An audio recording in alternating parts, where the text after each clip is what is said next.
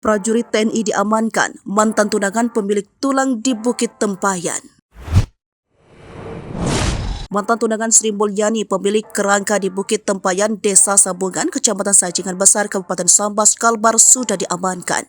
Ia merupakan seorang prajurit TNI berinisial Y. Kapendam 12 Tanjung Pura, Kolonel Infanteri Ade Rizal Muharram mengatakan yang bersangkutan saat ini sedang menjalani pemeriksaan internal. Terkuak sosok Y berdasarkan keterangan keluarga korban. Ada penerangan mengamankan prajurit yang bertugas di Kabupaten Sambas tersebut juga untuk mengantisipasi hal-hal yang tidak diinginkan dan memudahkan penyelidikan. Adapun statusnya saat ini masih praduga pelaku.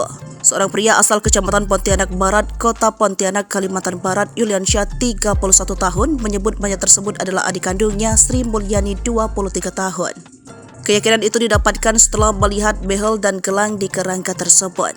Menurut Yuliansyah, kepergian Sri dari rumah tanpa pamit pada Desember 2022. Belakangan diketahui dia mendatangi mantan tunangannya, seorang anggota TNI yang bertugas di Kabupaten Sambas. Selain itu, di lokasi ditemukan kunci kamar penginapan.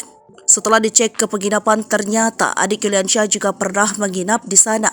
Setelah penemuan mayat itu, kepolisian mendatangi rumahnya dan menyampaikan bahwa korban telah dibawa ke rumah sakit. Kendati demikian, polisi masih belum memberikan keterangan resmi bahwa mayat itu Sri Mulyani.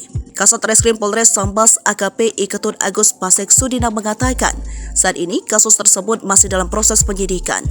Pihaknya masih akan mencocokkan DNA dengan identitas Sri Mulyani.